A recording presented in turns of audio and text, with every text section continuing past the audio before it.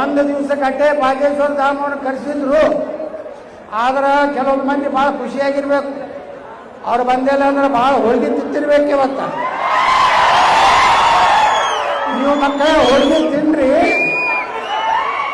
ಬಾಗೇಶ್ವರ ಧಾಮದ ಪೂಜ್ಯರು ಹೇಳ್ಯಾರ 3 ದಿವಸ ಬಿಜಾಪುರಕ್ಕೆ ಬರ್ತೀನಿ ಅಂತ ಹೇಳ್ಯಾರ. ಇವತ್ತು ಎಷ್ಟು ಹೋಳಿಗೆ ತಿನ್ರಿ, ಎಷ್ಟು ಹಾಲು ಕಿಸಿರಿ. 3 ದಿವಸ ಬಂದ್ರಂದ್ರ ಬಾಗೇಶ್ವರ ಧಾಮ ಅಂದ್ರೆ ಯಾರು? ಅವರು ಹನುಮಾನನ ಭಕ್ತರು, ಬಸವಣ್ಣ ಬಲಿ ಭಕ್ತರು.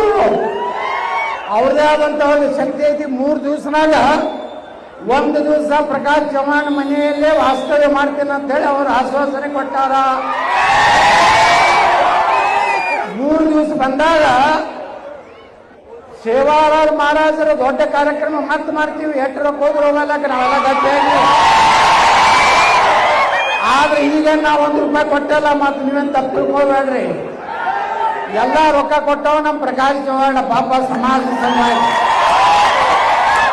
ಎಷ್ಟು ಕಳಕಳಿಂದ ಹೋದ ಸಲನು ನಮ್ಮ